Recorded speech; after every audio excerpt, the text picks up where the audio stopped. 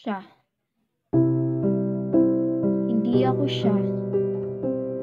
Yung babaeng maganda. Yung babaeng walang tigyawat. At hindi sobrang payat. Yung babaeng kaya mong ipagmalaki. Mata niya'y nakabibighani. Yung babaeng may utak. At may buhay na payak. Yung babaeng matapang at kaya kang ipaglaban. Siya, yung babaeng pinili mo. Siya, yung babaeng gusto mo.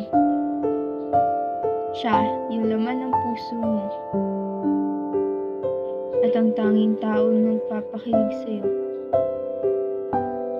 Ang tawa mo ay iba kapag siya ang iyong kasama. Ano bang nakita mo sa kanya? At parang napaka-espesyal niya. Sobrang swerte mo ba?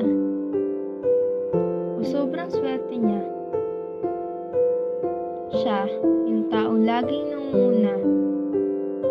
Yung taong wala kang maipupuna. Siya, yung babaeng kasama sa iyong mga plano. Yung babaeng hinahangad mo. Yung babaeng mayaman. Kaya mong ipagmalaki sa iyong mga kaibigan. Siya, yung babaeng walang kakulangan. Kahit anong gawin ko, hindi ako magiging katulad niya. Mahal, pinapaubayan na kita sa kanya. Sana siya na lang ako. Para ako na ang babaeng pinapangarap mo. Ako'y nauna pero wala akong laban. Ipinagpalit mo ako sa taong wala akong kalaban-laban. Hindi mo naman kasalanan na nahulog ka. Sa maling oras at panahon nga lang. Sa panahon na ako ang iyong kasalukuyan.